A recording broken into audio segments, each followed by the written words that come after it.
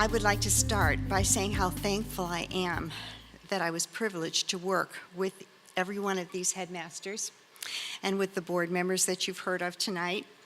Each brought special talents to CHS, talents that God used to grow this school. And each one of them had an influence on my service here as well. So I want to say thank you to all of them. My time in the role of interim head of school was just 1 year, 2010 and 2011. But it was a combination of one of my most difficult years and one of my best years ever. It was difficult because prior to that, I had always taught children, dealt with their parents, and with the teachers.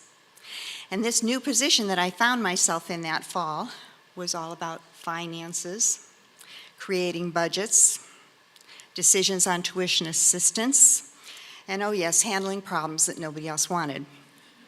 And none of that was on my resume.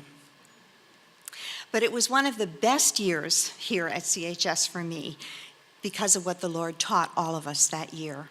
There's a story in 2 Chronicles 20 about a king named Jehoshaphat who had a very large army who was threatening him.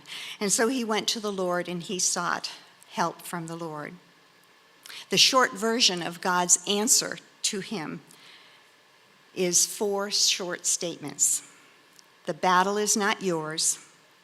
Take up your position, stand firm, and watch what I will do.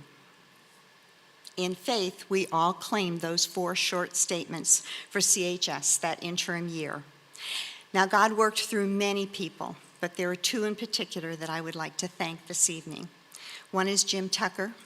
He was the head of the CHS board that year, and he encouraged me in so many ways. And Vicki Wiggin, who is still the finance director.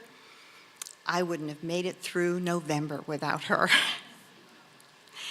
And all together with everyone else who helped that year, we experienced time and again God's faithfulness in giving wisdom, giving answers, and giving solutions time and time again to the problems that came our way. It was not an easy year, but it was truly an amazing year. Now, I have to admit that I was very thankful when the Lord called Brian to come for the fall of 2011. And I was even more thankful that he accepted that call, because that meant I was officially retired.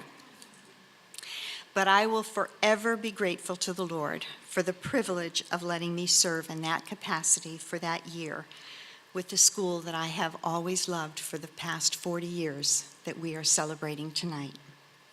I pray that God will continue to bless CHS and will use it faithfully to bring His hidden treasures of wisdom and knowledge to many more generations of children in the future. Truly, to God be the glory. Thank you.